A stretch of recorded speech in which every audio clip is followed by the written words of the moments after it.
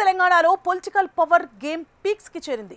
ఓవైపు గులాబీ గర్జన, మరోవైపు కాంగ్రెస్ దూకుడు కమలం పార్టీకి సవాల్ విసురుతోందట. ఉత్తర తెలంగాణ అంటే కమలానికి కంచుకోటగా చెప్పుకుంటారు కాషాయదళ నేతలు. అలాంటి చోట ప్రత్యర్థుల వ్యూహం ముందు బీజేపీ గొంతు చిన్నబోయిందా? బీజేపీ నిజంగానే డీలా పడుతోందా, లేక ఇది తుఫాన్ వచ్చే ముందు వ్యూహాత్మక మౌనమా? ప్రత్యర్థి పార్టీ అగ్రెసివ్ పాలిటిక్స్ మధ్య బీజేపీ స్ట్రాటజీ ఏంటి? కమలం కంచుకోటలో కాంగ్రెస్ బీఆర్ఎస్ జెండా పాతాలని చూస్తున్నాయా? ఆయా పార్టీల రాజకీయ దూకుడుకు కమలదళం కళ్ళెం వేస్తుందా? అసలు కాషాయ పార్టీ వ్యూహం ఏంటి? Watch this OTR.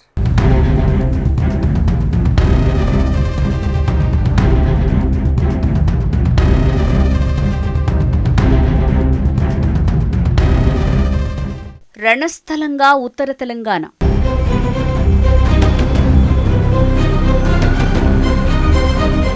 పవర్ కోసం high voltage battle.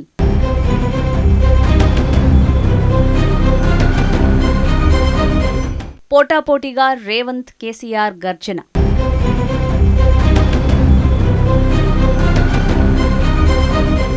కంచుకోటలో BJP silent అయిందా?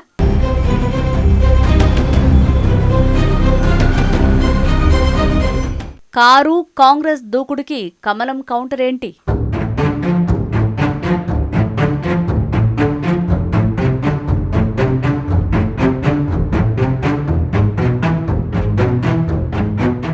ఉత్తర తెలంగాణ అంటేనే బీజేపీకి కంచుకోటగా చెప్తుంటారు రాజకీయ విశ్లేషకులు. రాష్ట్రంలో ఆ పార్టీకి 8 మంది ఎంపీలు, 7 ఎమ్మెల్యేలు, 3 ఎమ్మెల్సీల బలం ఉండగా అందులో 4 ఎంపీలు, 7 ఎమ్మెల్యేలు, 2 ఎమ్మెల్సీలు ఉత్తర తెలంగాణ నుంచే ప్రాతినిధ్యం వహిస్తున్నారు.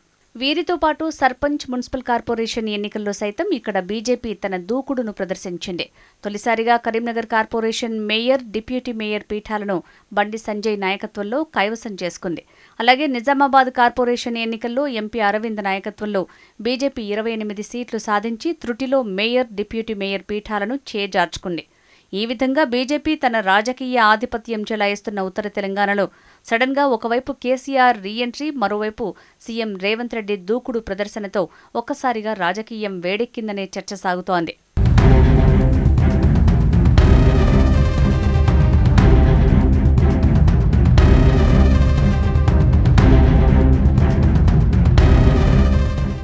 ఏడాది విరామం తర్వాత గులాబీ బాస్ కేసీఆర్ మళ్లీ మైదానంలోకి దిగటం ఒక్కసారిగా రాజకీయాల్లో మాటల తూటాలు పేలాయి. జగిత్యాల సాక్షిగా కేసీఆర్ వేసిన అడుగు ఉత్తర తెలంగాణ రాజకీయాలను షేక్ చేస్తోంది. మొన్నటి వరకు సైలెంట్గా ఉన్న బీఆర్ఎస్ క్యాడర్ ఇప్పుడు ఒక్కసారిగా ఫుల్ జోష్తో తహతహలాడుతోంది. జీవన్ రెడ్డి రాకతో బీఆర్ఎస్ పార్టీలో ఉత్సాహం రెట్టింపైంది. అదే సభలో కేసీఆర్ కాస్త డోస్ పెంచి మాట్లాడారు. నువ్వు 1000 జన్మలెత్తినా నేను చావనంటూ సీఎం రేవంత్పై విరుచుకుపడ్డారు.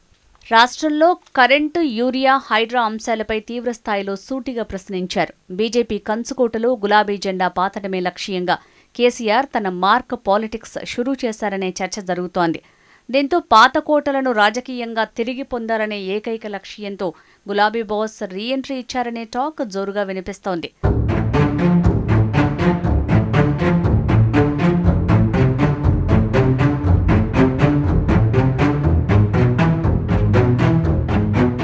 ఇటు అధికార కాంగ్రెస్ కూడా ఏమాత్రం తగ్గటం లేదు.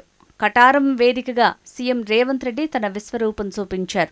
రైతు భరోసా నిధుల విడుదల, మేడిగడ్డ పునరుద్ధరణ పనుల పరిశీలన, అలాగే తెలంగాణకు మణిహారంగా భావించే కాళేశ్వరం ప్రాజెక్టులో గత పాలకుల అవినీతి ఆరోపణలపై విమర్శలు ఎక్కుపెట్టారు.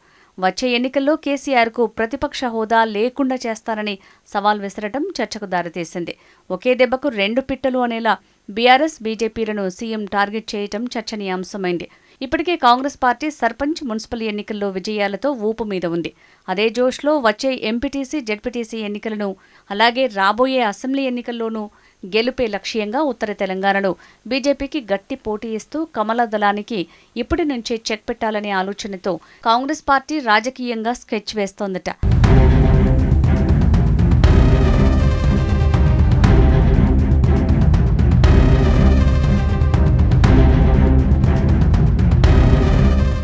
ఉత్తర తెలంగాణలో కాంగ్రెస్, బీఆర్ఎస్ దూకుడు పెంచితే తమ కంచుకోటగా చెప్పుకునే కాషాయ పార్టీ మాత్రం ఢీలా పడిందా అన్న సందేహాలు రాజకీయ వర్గాల్లో వినిపిస్తున్నాయి.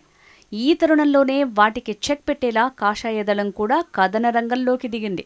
ఉత్తర తెలంగాణలో కేసీఆర్, సీఎం రేవంత్ రెడ్డి సభలపై కమలనాథులు రామచంద్రరావు, రఘునందన్ రావు, అరవింద్, బండి సంజయ్ అగ్గిమీద గుగ్గిలమయ్యారు.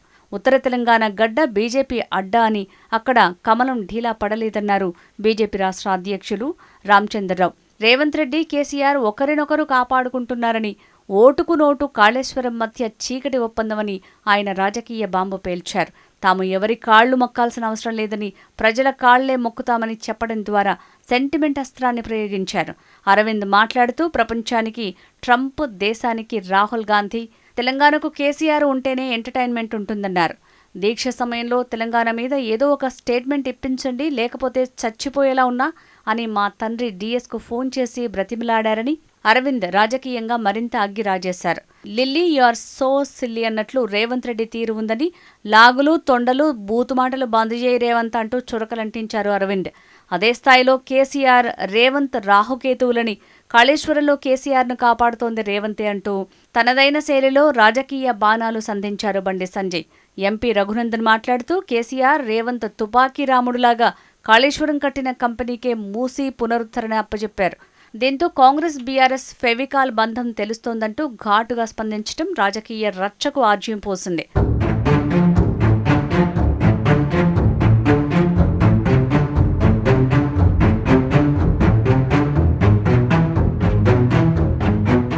ఉత్తర తెలంగాణ ఇప్పుడు పొలిటికల్ రంగస్థలంగా మారింది. పవర్ కోసం హై వోల్టేజ్ బ్యాటిల్ జరుగుతోంది. ఇక్కడి నుంచే బీజేపీకి మెజారిటీ ఎంపీ, ఎమ్మెల్యే సీట్లున్నాయి.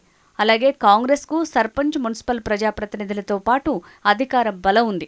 ఇక బీఆర్ఎస్ తన పూర్వ వైభవాన్ని నిలబెట్టుకోవాలని, ఉద్యమకాలం నాటి సెంటిమెంట్ను మళ్లీ రగిల్చాలనే కసితో ఉంది. మరి ఈ ముక్కోనపు పోరులో ఎవరు పైచేయి సాధిస్తారు? కమలం తన కంచుకోటను కాపాడుకుంటుందా, లేక కాంగ్రెస్, బీఆర్ఎస్ దెబ్బకు ఢీలా పడుతుందా, లేదంటే చివరి బంతికి గేమ్ చేంజ్ చేస్తుందా లేదా అన్నది చూడాలి.